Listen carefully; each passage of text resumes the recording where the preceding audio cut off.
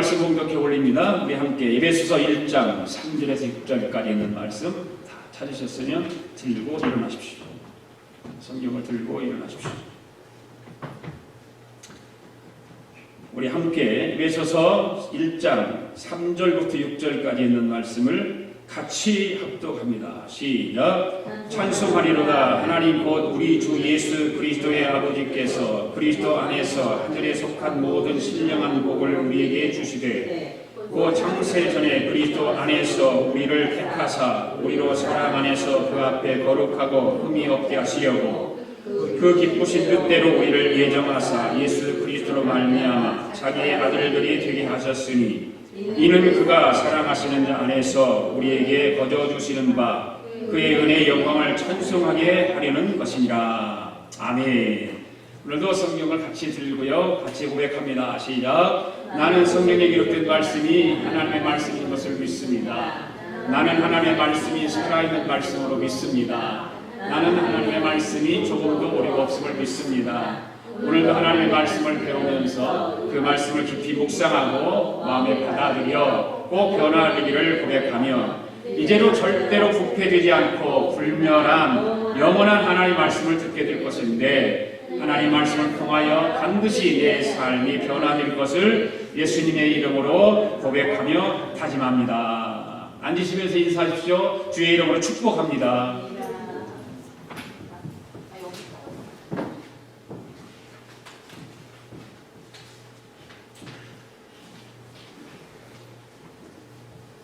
교향곡 가운데 여러분들 베토벤이 만든 운명이라고 하는 그런 교향곡이죠. 5번에 나오는데 교향 5번에 나오는 건데 이 곡을 듣는 사람들은 처음부터 그 음악에 빠지게 만들죠. 잘 아시는 대로 베토벤은 남달리 고통스러운 일생을 살았던 사람 가운데 한 사람입니다. 성병 환자에다가 알코올 중독자인 아버지는 만성 술 중독자이고 성병 환자고 또 폐결핵을 앓고 있는 어머니, 그런 불우한 가정이죠. 그런데 17세 어머니를 잃어버립니다. 22살에는 아버지를 잃어버립니다. 그래서 28살 때부터 음악을 하는 사람에게는 치명적인 것이 이 베토벤이 오는데 청각장애가 와요. 그래서 32세가 되는 그 해는 유서를 써놓고 자살을 결심하고 자살을 하려고 합니다.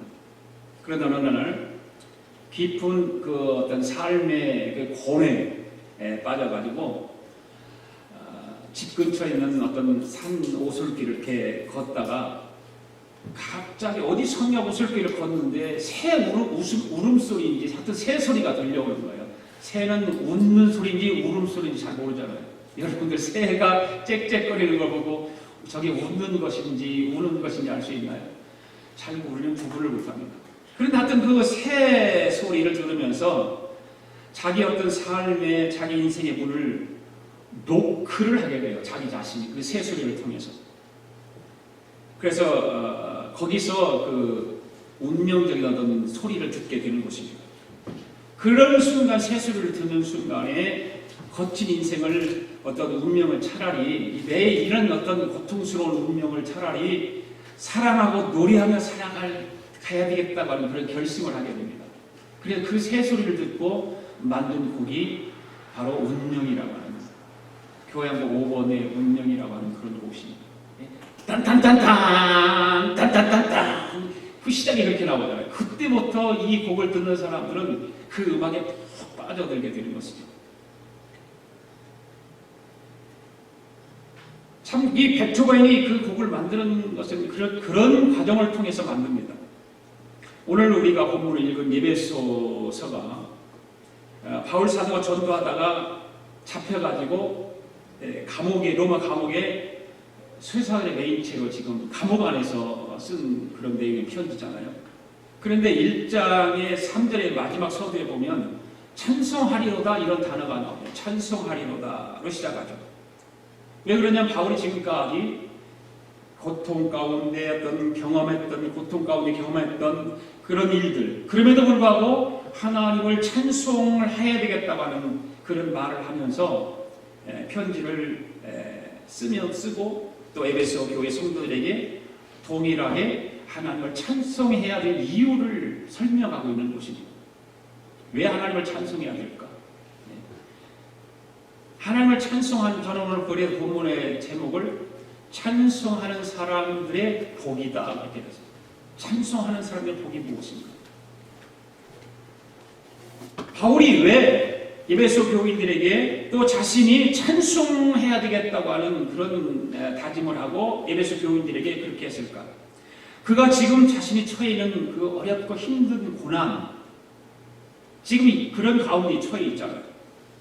그런 고난 가운데서도 에베소 교인들에게, 현대를 살아가는 저와 여러분들에게 하나님 말씀을, 성경을 통해서 찬양을 할 수 있도록 강조할 수 있었던 이유는 뭐냐면, 자신과 에베소 교인들과 우리에게 허락된 하늘에 속한 어마어마한 영적인 축복들이 있다라고 하는 것을 가르쳐드리기 위해서입니다. 하늘에 속한 영적인 놀라운 축복들, 우리는 축복하면 이 땅에 살면서 육신적인 축복, 보이는 것의 축복, 손에 잡히는 것 축복만 원하지만, 오늘 바울이 에베소 교인들에게 편지를 쓰는 내용들은 이 땅에서의 어떤 육신적인 복이 아니고, 보이는 것에 대한 축복이 아니고, 손에 잡혀있는 것의 축복이 아니라 영적인 복을 이야기하고 있는 것입니다. 잘 들으셔야 돼요. 이 사도 바울은 우리에게 이런 축복을 상기시키면서 우리가 하나님의 자녀가 된 이유가 바로 하나님의 은혜의 영광을 찬송하게 하려 한다, 그렇게 말하고 있어요. 이 말씀에서 에베소 1장에서 6절과 12절과 14절에 같은 말이 똑같이 나와요. 6절에서도 나오고 12절에서도 나오고 14절에서도 똑같이 하나님의 은혜의 영광을 찬송하게 하려는 것이다. 똑같은 말을 반복해서 합니다. 베토벤이 그 고통 가운데 있으면서, 환경이 그 비참한 가운데서도 오솔길을 걷다가 새소리를 듣고 그 어마어마한 그 곡을 만들어내서 그 어마어마한 그 베토벤에게는 축복이었다고 하는 것이죠.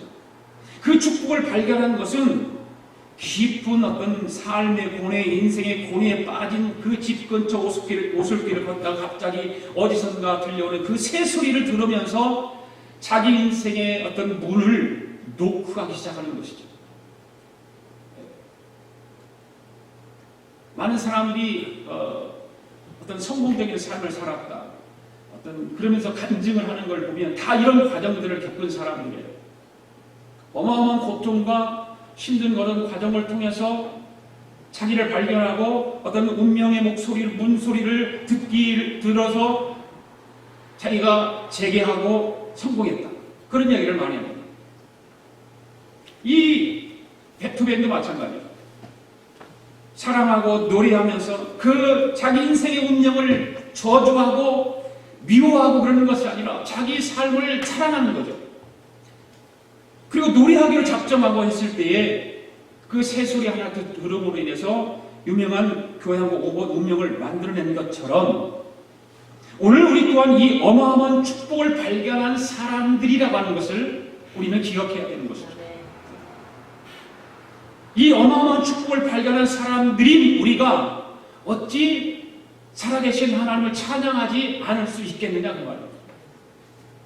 그냥 우리가 예수 믿고 교회 다니는 것이 설렁설렁 아무 그냥 의미 없고 생각 없이 다니는 것이 아니라, 오늘 바울이 에베소 교인들에게 감옥 안에서 쓴 편지 내용이 바울에게는 어마어마한 하늘의 그 영적인 축복이 주어졌다라고 하는 것을 강조하고 있는 거예요.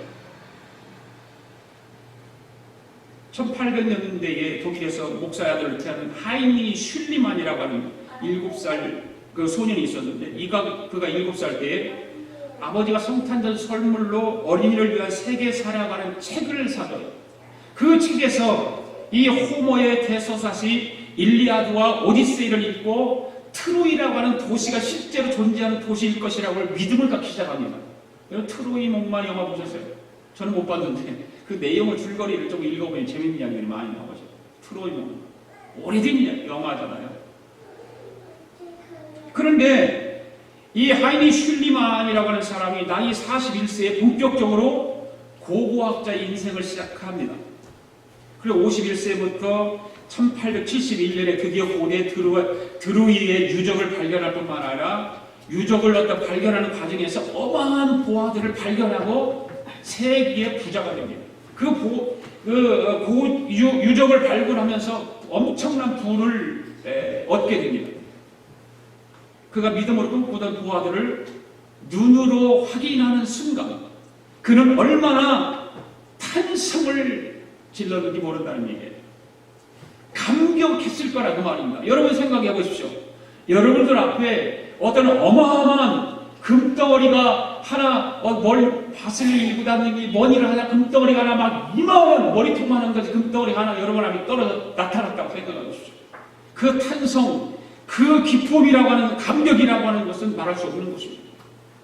우리는 어떤 물질적인 동물이기 때문에 우리는 어떤 그런 보이는 것에 만족을 느끼는 그런 동물에 속해 있는 인간이기 때문에 그런 걸 보면 좋아할 수밖에 없어요. 감격할 수밖에 없어요. 영적인 이야기를 하면 그건 별로 관심 없어요. 그런데 오늘 본문에서 사도 바울이 같은 이야기를 하는 것이 바로 그거예요. 땅의 보화와 비교할 수 없는 하늘에 속한 영적인 축복들에 대한 비전과 믿음이 있기에 에베소 교인들을 향해서 똑같은 얘기를 하고 있는 거예요. 하나님의 은혜의 영광을 찬송하게 하려는 것이다. 내가 감옥 안에서 그 하나님의 놀라운 알 수 없는 엄청난 축복을 발견하고 그 영광을 찬송하지 않을 수밖에 없는, 찬송할 수밖에 없는 그런 바울이 에베소 교인들에게 그런 편지를 썼던 것이죠. 그렇다면 오늘 우리 그리스도인들이 우리 아가페 공동체의 성도들이 찬양하며 살아야 한다라고 하는 것은 기정사실인 거예요. 오늘 찬양하는 사람들에게 주시는 그 축복이 무엇인가? 에베소 1장을 여러분들 보시면 거기 4절에서 6절을 보면 성과 하나님의 축복에 대해서 말씀하고 있죠. 그죠? 오늘 우리가 읽었던 4절부터 3절부터 6절까지 읽었는데 거기는 성부 하나님에 대해서 말씀하고 있어요. 성부 하나님의 축복이 어떤 것인가? 성부 하나님께서 어떤 축복을 주시는가? 그것은 과거적인 복, 즉 선택의 복을 주셨다는 거죠. 선택의 복. 그 다음 두 번째는 뭐냐면 이 7절부터 12절까지는 성자 하나님이 베푸시는 축복에 대해서 말씀하고 있는 거예요. 여기서의 축복은 뭐냐면 현재적인 복입니다. 그 현재적인 복이 보이는 것, 손이 잡히는 것, 물질에 대한 복이 아니라 구원의 복을 말하고 있는 것입니다. 그리고 13절, 14절은 성령 하나님이 베푸시는 축복을 말하고 있는데 그건 통일된 복입니다. 바로 영생의 복이죠. 에베소서 1장을 보면 이런 분명하게 성부 하나님의 축복과 성자 하나님의 축복과 성령 하나님의 축복이 구분되어 있다라고 하는 것입니다. 이 축복이 어떤 사람들에게 주어지느냐? 하나님을 찬송하는 사람들에게 주어진다는 사실. 사도 바울이 이 축복을 삼위 하나님이 베푸시는 복을 강조하고 있는 거예요. 자, 그럼 첫 번째로 성부 하나님의 축복에 대해서 한번 우리 함께 나눠보기를 원하면 4절 5절이 있습니다. 시작. 그 창세전에 그리스도 안에서 우리를 택하사 우리로 사랑 안에서 그 앞에 거룩하고 흠이 없게 하시려고 그 기쁘신 뜻대로 우리를 예정하사 예수 그리스도로 말미암아 자기 아들들이 되게 하셨으니 아멘. 결론부터 말씀드리면 성부 하나님이 그의 자녀들에게 주신 축복은 선택과 양자 삼으셨다라고 하는 것입니다. 하나님이 선택하셔서 양자 삼으셨다고 하는 것을 말하고 있는 거예요. 이것이 하나님의 축복입니다. 창세전부터 우리를 선택하시고 정하셔서 우리를 자기의 자녀로 삼으셨다는 것입니다. 여러분들 성경을 보면 이런 이야기들이 많아요. 이 4절 5절 말씀에 보면 하나님 우리가 얼마나 그분 보시기에 더럽고 추한 존재인가를 다 아시고도 우리가 마침내 거룩하고 흠없는 자녀로 그 앞에 설 것을 기대하시면서 우리를 그의 자녀로 삼기로 창세전부터 선택했다는 거예요. 할렐루야. 여러분, 창세전부터 우리를 택하셨다 그러잖아요. 사절은 곧 창세전에 그렇게 말하고 있죠. 그리스도 안에서 우리를 택하사 창세전에 우리를 택하셨다는 거예요. 그리고 이런 말씀들을 이해를 하고 정말 그거를 내가 믿음으로 받아들이기 위해서는 엄청난 믿음이 필요한 거예요. 창세전부터 우리를 택하셨다고 하는 것입니다. 그래서 그 사랑 안에서 우리로 하여금 거룩하고 흠이 없게 하시려고 우리를 택하셨다고 하는 거예요. 선택의 복, 하나님의 선택의 복. 여러분, 복 중에 가장 큰 복을 받으신 줄로 믿으시기 바랍니다. 하나님이 나를 선택했다고 하는 복. 엄청난 큰 복이죠. 미국 사람들은 입양을 많이 하잖아요. 온 세상에 있는 그 어린 아이들을 구별하지 않고 입양을 하는 사람들이 막 미국 사람. 네. 구분하지 않아요. 어떤 사람은 정말 완전히 몸을 사지를 쓸 수 없는 아이들을 입양해서 기르는 사람이 있어요. 손발이 없는 건 말이다. 뭐 더 말할 것도 없고. 근데 미국 어느 교회 목사님이 입양단체 회장으로 계시는 목사님이 계신데 그것도 한국에 있는 아이들을 입양하는 목사님이세요. 그리고 단체 그런 그룹의 단체 회장이세요. 그 목사님 자기 자녀가 셋이나 되는데도 불구하고 한국에 있는 아이를 셋을 입양해서 키우고 근데 그것도 이 세 아이를 입양을 하는데 건강한 아이들이 아니에요. 좀 아이들이 좀 이렇게 몸이 온전치 못한 그런 아이들 셋을 입양해서 키우는 것입니다. 한국 사람들은 입양을 하면 그런 사람들 입양할까요? 절대 안 합니다. 제가 알기로는 절대라는 단어를 써서 그게 좋은지 모르지만 아마 거의 안 해요. 가능하면 예쁘고 건강하고 돈 있고 뭐 하여튼 뭐 어떤 입양을 하더라도 그런 이게 사람들 구별해 가지고서 입양하려고 그러지 아마 몸이 건강치 못하든가 이런 아이들은 잘 입양하지 않으려고 합니다. 그런데 이 목사님은 그런 아이들만 골라가지고 입양을 한 것입니다. 그래서 어느 한국 한 목사님이 하도 궁금해서 물어봤대요. 보통 입양할 때 한국 사람들은 건강하고 잘생긴 아이들을 데려다가 입양을 하는데 목사님은 어떻게 그런 어려운 결정을 하셨습니까? 그게 물었더니 목사님께서 말씀하시는 것은 하나님이 우리를 죄인이 되었던 자기 자녀로 입양하시지 않는 우리가 죄인이 되었을 때에 우리를 입양해서 우리를 구원해 주지 않았느냐 그런 말씀을 하시더래요. 하나님이 자기를 입양하셨다는 거죠.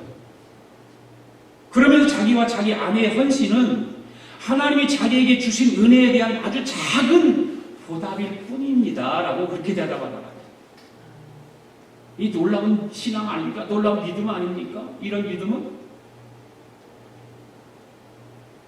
이 사도 바울이 오늘 본문에서 이 조건 없는 선택과 양자됨의 은혜를 상기시키면서 이것이 우리가 하나님을 찬양하며 살아야 할 이유다라고 말하고 있는 거예요.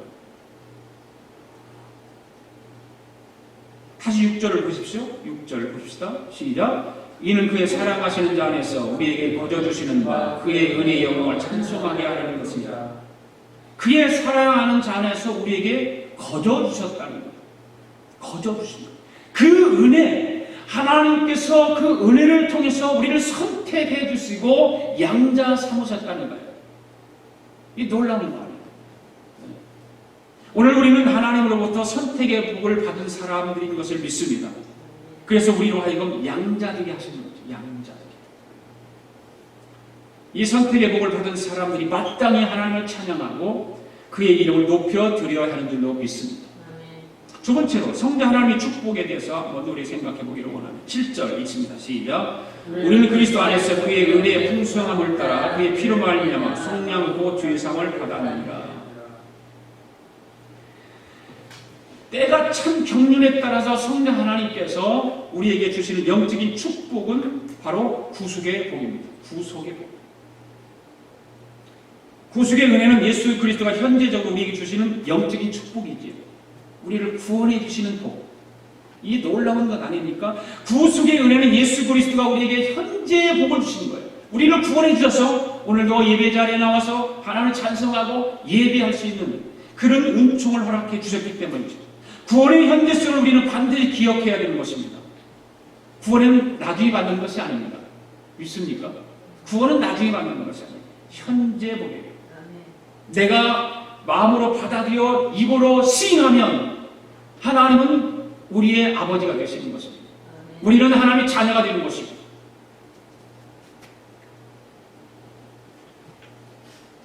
여러분들은 당신은 구원 받으셨습니까? 라고 하는 질문에 뭐라고 대답하겠습니까? 옆 사람에게 한번 물어보세요. 당신 구원 받았습니까? 네. 그러니까 구원 받았습니까? 물어보면 대답을 선뜻 못하는 사람들이 참 의외로 많습니다. 왜? 확신이 없잖아요. 내가 구원을 받았는지, 시보를 받았는지 확신이 없는 거예요. 그러니까 선뜻 대답을 못해요. 당신 구원 받았습니까? 아멘 하고 나와야 되는데 대답을 못하고 있는 거죠.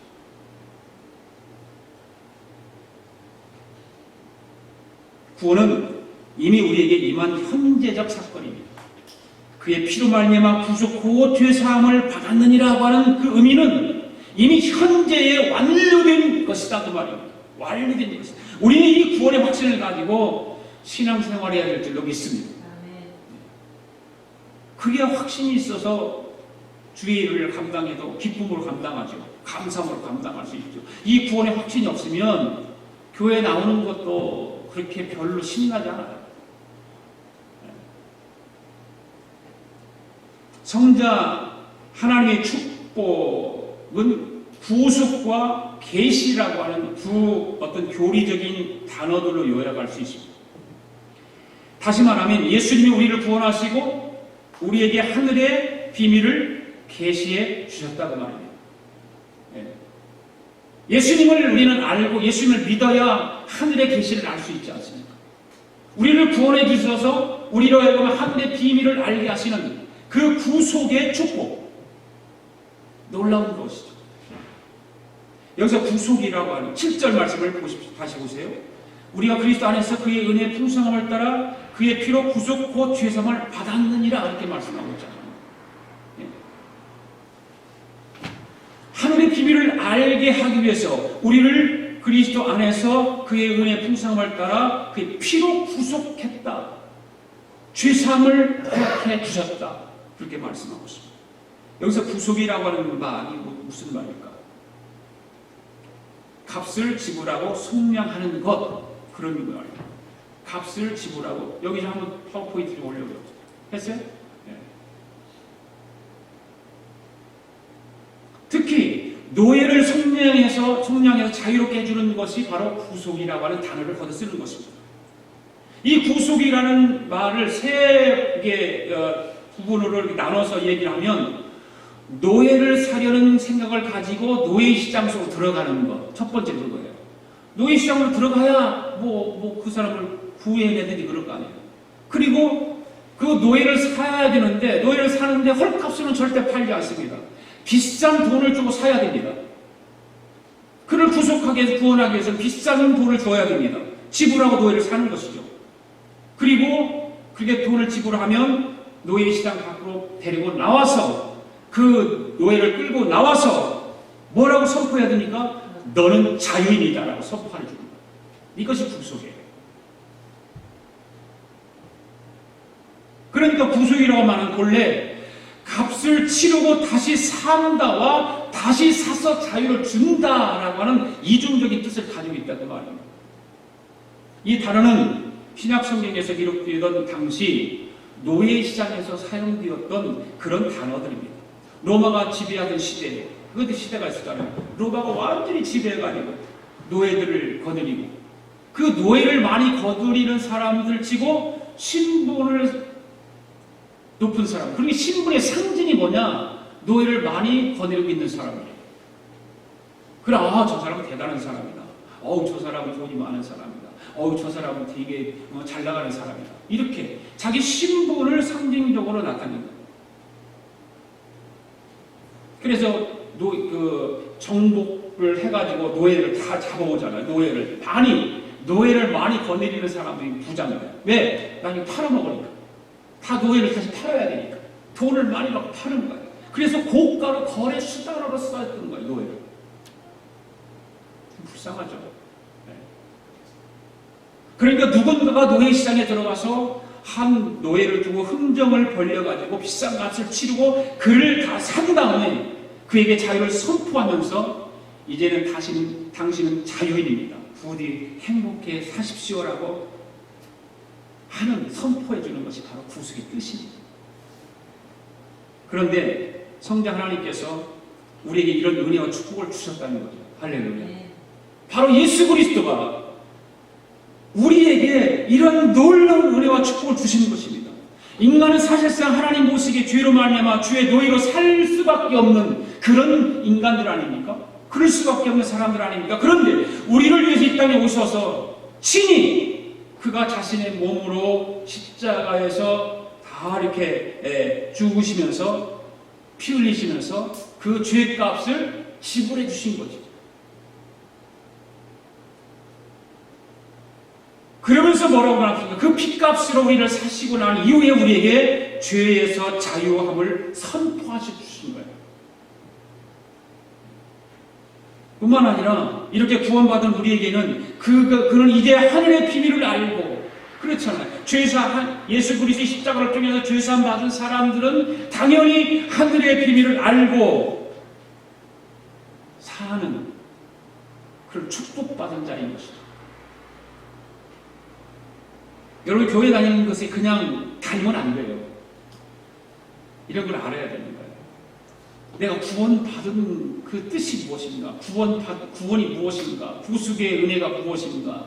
구속이라고 하는 뜻이 무엇인가? 그래야 예수님을 더 깊이 알 수 있고 하늘의 비밀을 알 수 있는 거예요. 8절 드리겠습니다. 시작. 이는 그가 모든 지혜와 총명으로 넘치게 하사 그 뜻의 비밀을 우리에게 알리셨습니다. 보세요. 지혜와 총명을 넘치게 하셔서 그의 뜻의 비밀을 우리에게 알리셨다는 거예요. 뜻을. 십자가를 통해서 하늘의 그 비밀을 알게 하셨다는 거죠. 그리고 시작. 기쁘심을 따라 그리스도 안에서 때가 찬 경륜을 위하여 예정하셨다. 여러분 누구에게 여러분 비밀을 알릴까요? 여러분 비밀들 다 있죠. 누구에게 알립니까? 가장 친한 사람. 가장 친한 사람에게 여러분의 비밀을 이야기하죠. 정말 친한 사람이 아니면 비밀을 말하지 않습니다. 부모 자식 간에도 안 하는 사람도 있어요. 저의 비밀을 제일 잘 아는 사람이 누구일까요? 제 아내죠. 제 아내예요. 예수님께서 우리에게 비밀을 말씀하신다고 하는 것은 우리를 그렇게 제일 가까운 사람을 알고 있다는 거예요. 가장 친한 친구라는 말입니다. 그래서 그는 우리에게 요한복음 15장 15절에서 이렇게 말씀하시죠. 시작. 이제부터 너희를 종이라 하지 아니하리니 종은 주인이 하는 것을 알지 못함이라. 너희를 친구라 하였노니 내가 아버지께 들은 것을 다 너희에게 알게 하였습니다. 할렐루야. 예수님이 우리를 친구로 삼아주셔서 우리를 구속해 주시고 아버지의 일, 아버지에게서 들은 모든 것을 그 친구에게 말하고 있는 거예요. 우리에게 다 알려주신 거예요. 그렇습니다. 이제 우리는 예수님의 친구가 되어 주님의 말씀을 배우고 주님의 말씀을 알고 그 하늘의 뜻을 깨달아 아는 자로 인생을 이제 살아가게 되었다. 그렇게 선포하고 있는 것입니다. 그렇게 살아갈 수 있기를 바랍니다. 이것이 바로 성자 하나님의 축복이에요. 성부 하나님의 축복, 선택의 복을 주셨다면 성자 하나님은 우리를 구속해 주시고 하늘의 비밀을 알게 하신 그 축복을 우리가 허락해 주셨다는 것입니다. 우리는 이제 종의 노예가 아니라 하나님의 자녀로 이미 현재적으로 구원받은 하나님의 백성으로 살아가야 될 줄로 믿습니다. 그 믿음을 가지고 구원의 확신을 가지고 기쁨과 감사와 감격하게 살아가는 저와 여러분 될 줄로 믿습니다. 이것은 모두가 하나님의 은혜로 이루어지는 것이죠. 하나님의 은혜가 아니면 이루어질 수 없는, 우리가 맛볼 수 없는, 감격할 수 없는 그런 일들인 것입니다.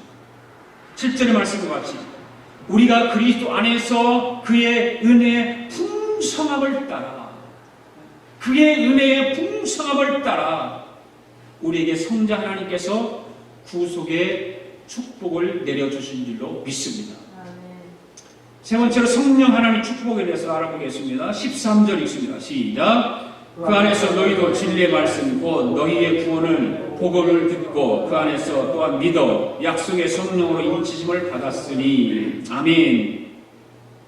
성령 하나님의 축복은 다시 인치심과 보증이라고 하는 두 교리적 단어로 요약할 수 있는 것이죠. 다시 인치심과 보증이라고 하는 두 교리적 단어를 요약할 수 있습니다. 인침이라고 하는 의미는 무엇일까? 인쳤다. 그것은 뭡니까? 소유권을 뜻하는 거 아니에요. 인친다고 하는 건 소유권이에요. 그죠? 뭔 계약을 해서 내가 인을 탁 찍었으면, 뭘 사기 위해서 찍었으면 그건 이제 내 거라는 뜻입니다. 우리가 구원의 복음을 듣고 예수 그리스도를 구주로 주님으로 믿고 영접하는 순간 성령님께서는 우리를 하나님의 소유로 만들어 주십니다. 우리는 그래서 내 것이에요. 누구 거예요? 내 것이 아니라 하나님의 것이에요. 하나님의 소유예요. 하나님께서 그렇게 우리를 인쳐 주신 거예요. 너는 내 것이다. 이제 우리는 하나님의 소유입니다. 하나님의 자산입니다. 하나님의 자산이에요. 우리는 하나님의 자산이에요. 그래서 이사야 선지자가 이사야서를 쭉 읽어보면 그런 것을 너는 내 것이다. 두려워 말라. 내가 너와 함께함이라. 놀라지 말라. 내가 너를 도와주리라. 그런 말씀을 하시죠. 너는 내 것이다라고 하는 거야, 하나님께서. 왜? 하나님 인쳤으니까. 하나님께 인쳐주셨으니까. 너는 내 것이다라고 하는 거야. 너는 나의 보배롭고 존귀한 자다. 그렇게 말씀하고 있잖아. 여러분, 하나님 우리가 당신의 보배라고 하신다면, 그렇게 여겨주시고 그렇게 돌봐주신다면 무엇을 걱정할 필요가 있겠어요? 그렇잖아요. 하나님 우리를 인쳐주셔서 너는 내 것이다. 너는 보배롭고 존귀한 자다라고 우리를 그렇게 세워주시는데 무엇을 염려할 필요가 있겠어요? 한 걸음 더 나아가서는 우리의 기업의 성령으로 보증이 되어주셨다니까. 하나님께서 인쳐주셨으면 그것도 좋은데 성령을 통해 더 확실하게 인쳐주시는 것. 14절 말씀 읽어볼까요? 시작. 이는 우리의 기업의 보증이 되사 그 얻으신 것을 구속하시고 그의 영광을 찬미하게 하려 하십니다. 성경에서 보면 기업이란 무슨 말을 하고 있냐면 성도들이 장차 올 세상과 이 땅에서 누리게 될 축복을 다 총풀어서 말하는 개념입니다. 기업이란 기업. 우리의 기업의 보증이 되사 얻으신 것을 구속하시고 그의 영광을 찬송하게 하려 한다. 이렇게 말씀하고 있잖아요. 우리가 예수를 영접할 때 우리 안에 오신 성령님이 장차 우리가 누릴 모든 축복의 보증이 되어 주신다는 거죠. 성령님께서. 우리가 집을 계약하면 뭘 먼저 하죠? 보증금 내잖아요. 보증금 안 내면 집 주나요? 안 주잖아요. 보증금 내죠. 아파트를 얻어도 첫 달치 마지막 달치 내야 아파트를 줘요. 집을 살 때도 마찬가지죠. 보증금을 지불하지 않으면 우리는 살 수가 없는 것입니다. 보증금을 반드시 지불해야 되는 것입니다. 그 보증을 낸다고 하는 건 무슨 뜻입니까? 앞으로 확실하게 내가 집값을 다 지불하겠다. 집값을 내겠다. 그런 뜻 아닙니까? 그런 거예요. 그러니까 우리는 이 성령께서 우리를 보증해 주셨다고 하는 이 말씀을 우리는 꼭 기억해야 됩니다. 기억하지 않으면 안 됩니다.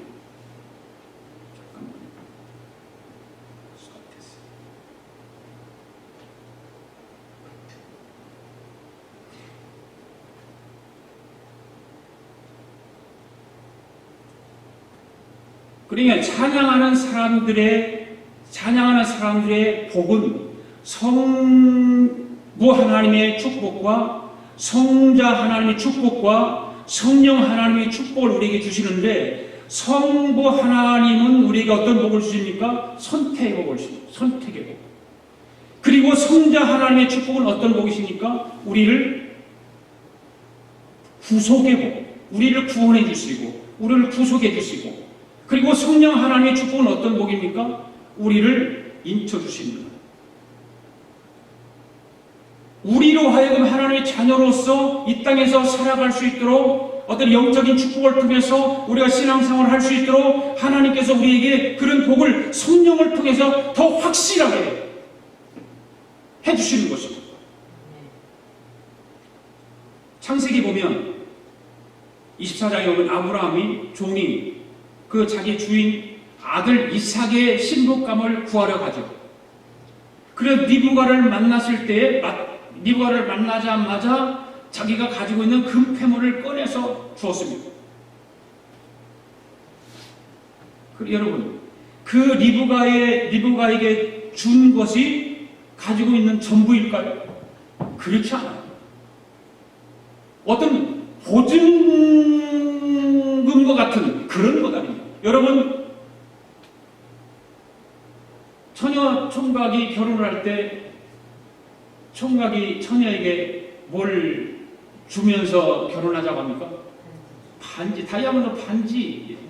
요즘은 하도 시대가 좋은 시대라서 옛날에는 금반지 해주고 그랬는데 지금은 금반지는 안 받아줘. 다 다이아몬드 반지를 해서 주면서 나와 결혼해 줄래? 이런 고백을 해야 됩니다. 그 다이아몬드 반지가 그에게 전부일까요? 아니죠. 이 약속입니다. 이거는 계약이라는 거예요. 보증하는 거예요. 보증을 서주는 거예요. 바로 우리가 하나님의 자녀임에도 불구하고 인생에 공고하다고 느끼는 것은 어떤 그런 성령께서 나를 보증해 준다라고 하는 확신이 없기 때문에 그런 거예요. 아까 처음에 얘기했던 고고학자 하이니 그 슐리만의 이야기를 우리 다시 한번 기억해 보기를 원합니다. 트로이의 유적을 발견하고 마침내 거부가 된 그의 인생이 항상 부유하고 희망에 차 있었던 것은 아닙니다. 목사 아버지의 가난과 실패로 그는 중학교만 졸업하고 공부를 중단해야 했습니다. 식료품 가게 점원, 외항선은 전전하면서 트로이를 말할 때마다 그는 사람들에게 미친놈이라고 하는 소리를 듣습니다. 자기는 어떤 비전이 있고 꿈이 있고, 그래서 그 트로이를 발견하기 위해서 그거를 이루기 위해서 살아가는데 사람들 욕합니다. 트로이에 미친 그가 50살이 되도록 한 번도 사랑하는 사람을 만나보지 못해요. 사랑해본 적도, 사랑받아본 적도. 그래서 그는 뼛속까지 스미는 외로움에 떱니다. 외로움에 미치는 거예요, 사람. 사랑해본 적도 없고, 사랑받아본 적도 없으니까 얼마나 외롭겠습니까? 여러분 상상해 보십시오. 누군가의 사랑을 받는다고 하는 것, 누군가를 사랑한다고 하는 것은 축복이에요. 그런데 이 사람은 누군가에게도 사랑을 받아보기 위해서 말할 수 없는 외로움이 그를 감싸고 있습니다. 그러면서도 그는 모국어인 독일어 외에 7개국어를 정말 통달할 정도로 잘합니다. 그리고 고고학 공부에 열중을 다합니다. 40살이 다 되어서 이제 막 잘 되기 시작한 사업을 접어버리고 본격적인 고고학 탐사에 나섭니다. 그러면 또다시 사람들과 또 미친 소리를 또 듣는, 미친 소리를 듣는 사회적 낙인을 찍어버립니다. 그러나 그의 인생을 버티게 만든 것은 뭐냐? 두 가지였다고 말합니다. 그는 고백합니다. 하나는 한 권의 책에서 탄생한 트로이의 꿈이었고, 그는 이 꿈이 하나님이 주신 꿈으로 믿었던 것입니다. 또 하나는 어릴 적 부모에게 배운 기도였습니다. 그래서 그는 꿈꾸며 기도하며 한 걸음 한 걸음 앞으로 나아갔다는 것이죠. 그 채간권을 붙들고 어머니에게 배웠던 그 기도의 힘을 가지고 나가는 거예요. 그리고 기도할 때마다 성령님께서 그의 한 걸음 앞에, 한 걸음 한 걸음 앞에 그 다음 스텝을 나갈 수 있도록 인도해 주셨다라고 믿는 거예요. 오늘의 본문에서 사도 바울은 우리에게 이런 인생을 살 수 있다라고 가르쳐주고 있는 것입니다. 만약 우리가 이 한 권의 책 성경, 여러분 성경책을 교회 다니면서 안 가지고 다니는 사람이 많은데 내가 수차례 얘기해요. 없으면 사십시오. 없으면 돈 없으면 너한테 얘기해줘. 내가 사줄게. 그럼에도 불구하고 성경을 안 가져가요. 우리가 이 한 권의 책 성경을 통해서 하늘에 속한 축복의 부요함과 그 비전을 바라볼 수만 있다면, 성경을 통해서 그 꿈을 내가 키울 수 있고 비전을 바라볼 수만 있다면, 그리고 비전과 지혜의 주인이신 하나님 앞에 기도만 할 수 있다면 우리는 진실로 하나님을 찬양할 수 있는 인생으로 살아갈 수 있게 되는 것입니다. 그리고 우리 아가페 교회 공동체는 비전의 공동체가 될 것입니다. 그리고 그 비전을 함께 나누는 예배의 공동체, 찬양의 공동체가 될 줄로 믿습니다. 이 한 주간도 여러분 찬양하는 사람의 축복을 기대하면서 오늘 말씀에서 사도 바울이 자기가 경험했던 것, 자기가 하나님을 만났던 것, 하나님을 찬양하지 할 수밖에 없었던 그 일들을 에베소 교회 성도들에게 편지로써 보내면서 성부 하나님 주시는 그 선택의 복, 성자 하나님이 베푸시는 현재적인 그 구원의 복, 성령 하나님이 베푸시는 장차 누릴 영생의 복을 누리도록 현대를 살아가는 저와 여러분에게도 이 귀한 말씀을 허락해 주셨다는 것을 믿으시고 이 한 주간도 그 찬양하는 사람들의 복을 누리며 살아가는 저와 여러분 되기를 바랍니다. 기도하겠습니다. 하나님 아버지 감사합니다. 이 시간에 하나님께서 우리의 귀한 말씀 주시고 또 이 감사의 날 둘째 주일에 찬양하는 사람들이 축복이 무엇인가를 에베소 1장의 말씀을 통해서 바울이 고통과 어려움과 힘든 과정 속에서 자기를 돌아보면서 그 하나님을 찬송할 수밖에 없고 찬송하지 않을 수밖에 없고 찬송 안 하면 안 된다고 하는 사실을 깨닫고 에베소 교인들에게 편지로 보냈던 것입니다. 바로 이 감사의 날에 성부 하나님이 주시는 선택의 복과 성자 하나님이 주시는 현재적인 구원의 복과 성령 하나님이 주시는 영생의 복을 받아 누리는 우리 아가페 공동체 성도들이 되기를 원합니다. 하나님께서 나를 태초부터 선택하시고 구원해 주시기 위해서 예수 그리스도를 통해 구속의 은혜를 베풀어 주신 것에 감사를 드립니다.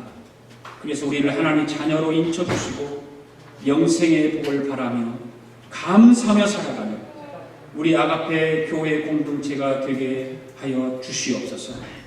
주여 우리의 소망을 우리의 비전을 이룰 수 있도록 성령님께서 항상 인도하시고 동행하여 주시옵소서.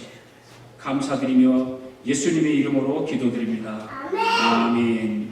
우리 다 일어나서 함께 감사하신 하나님, 에베네셀 하나님 찬양하겠습니다.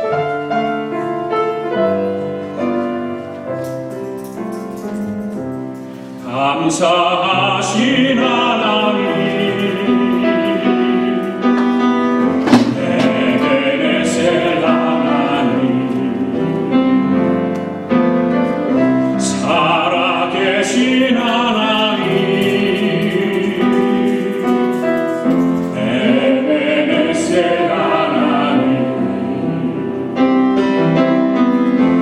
여기까지 인도하셨네.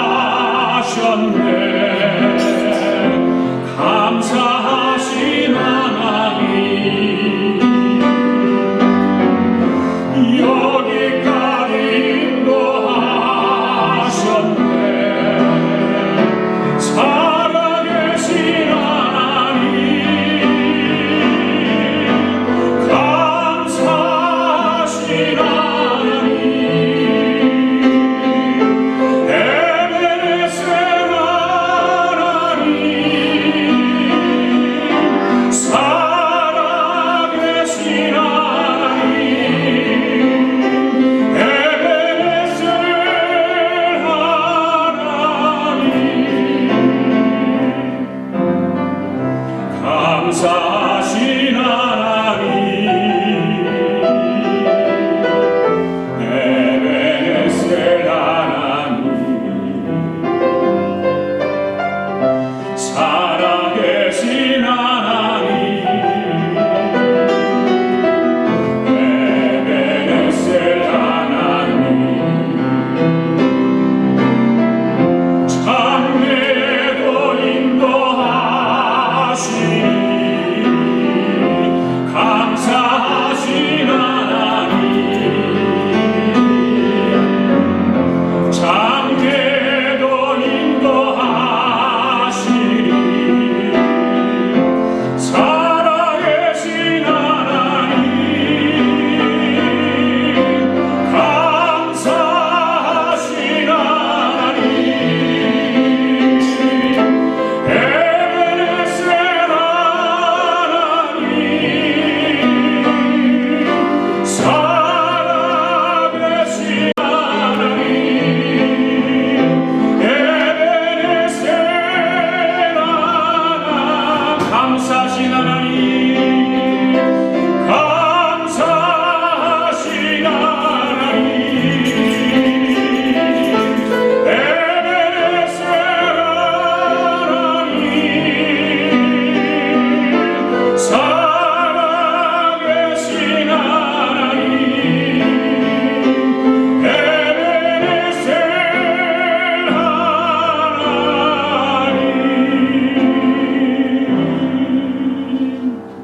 하나님 아버지 감사합니다.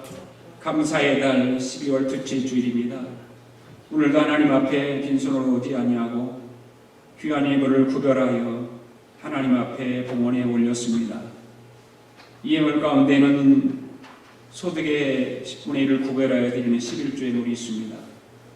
감사의 물이 있습니다. 선교의 물이 있습니다. 일천번제의 물이 있습니다.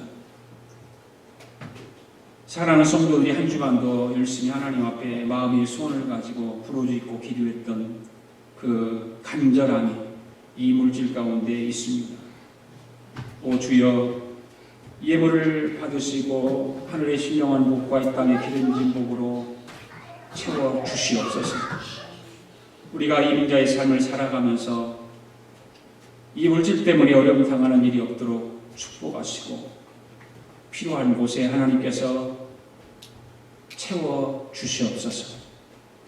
더 많이 하나님께 감사하고 더 많이 하나님 앞에 헌신하고 더 많이 하나님을 영화롭게 할 수 있는 그런 믿음의 삶이 우리 가운데 있게 하여 주시옵소서.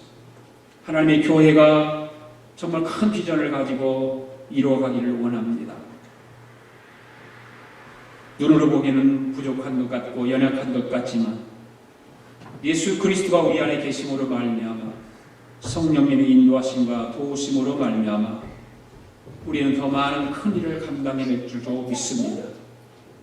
우리의 그런 꿈과 비전을 잃지 않게 하시고 그 비전과 꿈을 통해서 예수님이 기뻐하시는 그 복된 일들을 하기에 부족함이 없도록 우리 모두를 써주시고 우리 교회를 사용하여 주시옵소서. 오병이의 기적의 물질이 통해서 일어나게 도와주시옵소서. 하나님 크신 능력, 능력이 나타나도록 역사하여 주시옵소서. 지금은 우리 주 예수 그리스도의 은혜와 하나님 아버지의 극진하신 사랑과 성령님의 감동감화 충만하신 역사가 찬양하는 사람들의 복이 무엇인가를 오늘도 말씀을 듣고 그 말씀을 통해서 깨닫고 그렇게 살기로 다짐하고 돌아가는 사랑하는 성도들 머리머리 오게와 성도들의 가정과 직장과 경영하는 기업 우회와 우리가 살고 있는 이 미합중국과 하나밖에 없는 우리 조국 우회와 주의 이름으로 모이는 교회 우회 지금으로부터 영원토록 함께 하시기를 예수님의 이름으로 축원하옵나이다. 아멘. 네.